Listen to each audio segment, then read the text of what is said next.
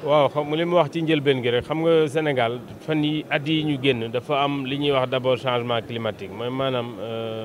coppite yi nga xam ne am na ci lépp li nga xam ne li alam bi dafa ñu wër te mënuñ ci dara ñun forcément dañ koy subir rek. donc loolu daf fi nekkoon guerru Ukraine bi ñëw Covid bi ñëw benn bu ci nekk am ay conséquences ñu jàpp ne faw ñu changer doxalin pour que li nga xam ne lii dañ koy soxla di ko dundee ñu koy bay même buñ mënta bay lépp it ñu bay li ci ëpp ndaxte Covid bi wane na ne mën ngaa yore xaalis te doo mën a accéder ci marché. Covid bi wane na ne yor nga xaalis waaye li nga daan jënd ren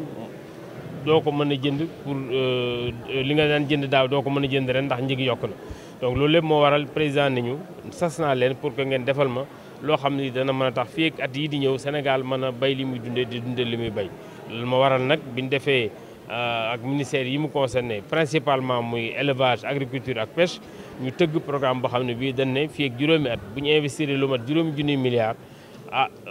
maanaam duñ mën a wax ne duñ jéggaani lenn waaye li ëpp ci li ñuy dundee moom dootuñ ko jéggaani muy wàllu ceeb muy wàllu mboq muy wàllu mil sorgho surtout ci céréales yi vraiment li ci ëpp duñ ko jéggaani dana am loo xam ne peut-être dañ ko jéggaani wàllu banaana am nañ ci war nañ ci am autosuffisance yeneen yu bari yoo xam ne aussi amoon nañ ci autosuffisance dañ ko confirmer du tere aussi parallèlement ñuy développer yeneen mbayeef yoo xam ne dana mën a indi koom pour ñu mën a jëndi leneen loo xam ne lii peut-être mënuñu ko bay. am na ay jafe-jafe yu ngeen di jàmmax loolu ngir mën a àgg ci loolu maanaam défi yi. waaw défi yi moom bari na parce que xam nga bu fekkente ne fi mu doon nii da ngay produire ceeb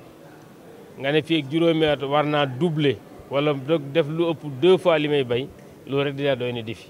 donc défi bi nag la koy mën a fexe mooy lay tax ñu mën cee yegg mooy ñu fexe ba suuf si ñu soxla ndox mi ñu soxla loxo yi ñu soxla alal ji ñu soxla benn bu ci nekk ñu fexe ba mu teew. pour que at mu ne bu ñu nattee mën a xam ne ñi ngi avancé comme ça fii ak juróomi at ñu jàpp ne yàgg nañ fi ñu bëggoon egg si.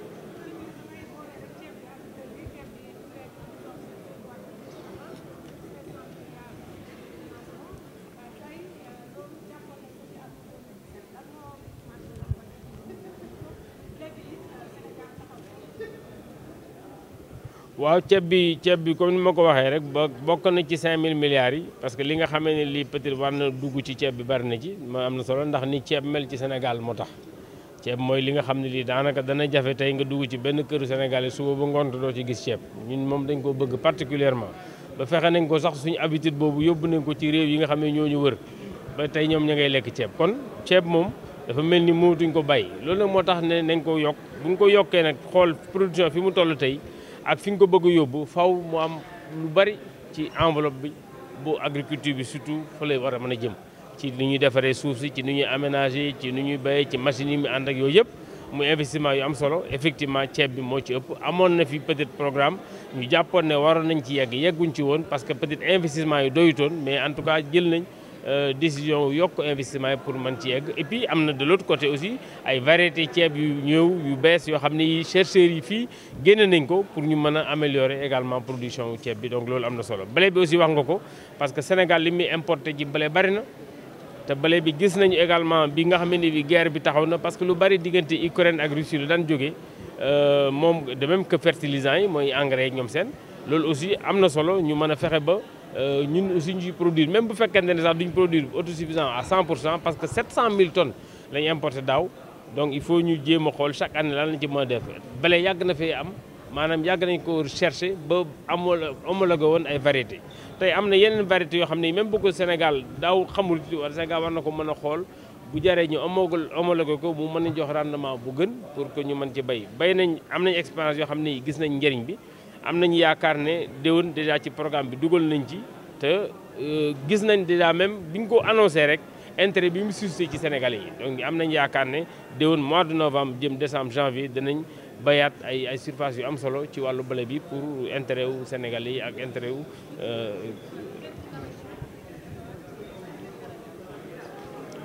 pour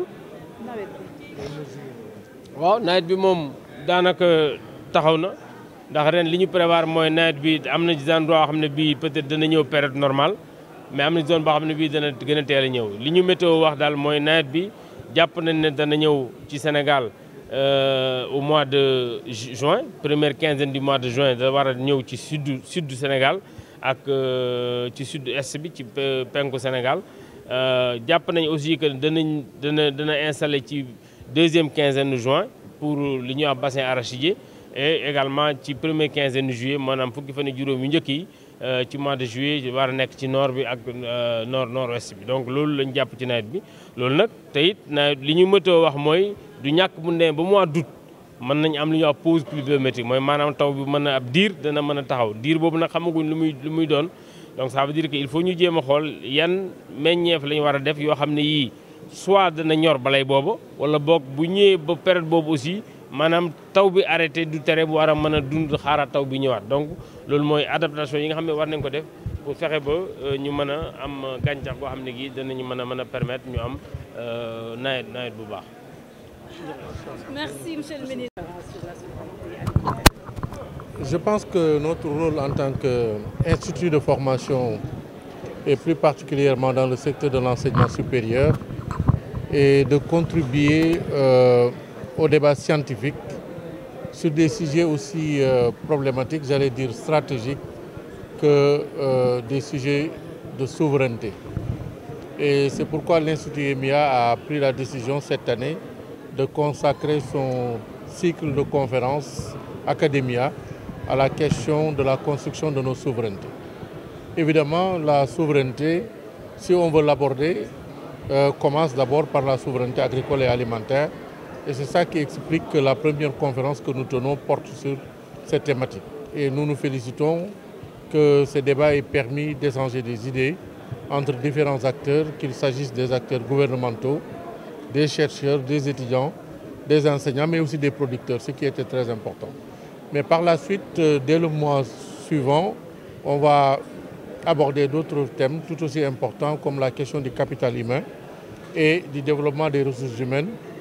pouvant permettre de contribuer à plus de souveraineté dans nos différentes politiques publiques. Pareillement, dans les mois à venir, la question de la souveraineté sanitaire, mais aussi d'autres sujets vont être abordés et ainsi nous comptons contribuer sérieusement et sensiblement,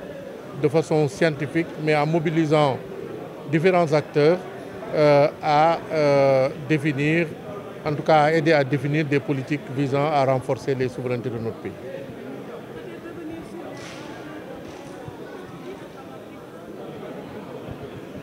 L'Institut EMIA a une vision qui se résume en deux piliers. Un pilier d'abord de promotion des sciences et technologies et un autre pilier de gouvernance. Parce que notre philosophie est de dire que pour que l'Afrique s'en sorte mieux, il faut que les jeunes Africains maîtrisent les technologies à travers les sciences, mais à travers aussi des métiers techniques. Mais la technique ne suffit pas. Il faut aussi une meilleure gouvernance dans tous les aspects de la vie, qu'il s'agisse de la gouvernance de nos politiques publiques ou même de la gouvernance de nos grandes entreprises. Et c'est pourquoi ces deux piliers-là constituent vraiment les axes stratégiques de développement de l'Institut EMIA. Aujourd'hui, nous nous félicitons de mobiliser au niveau de notre corps professoral des professeurs de rang A, des chercheurs, mais aussi des experts qui contribuent à renforcer l'aspect métier dans nos filières de formation. DG tey nekk ñu ISRA nekk ñu itam koo xamante ne dañ koy wax université la ñu nekk lan moo waral université tey di waxtaan ci thème ci waaw ñun dañuy jàpp ne sunu métier jàngale la waaye gannaaw jàngale tamit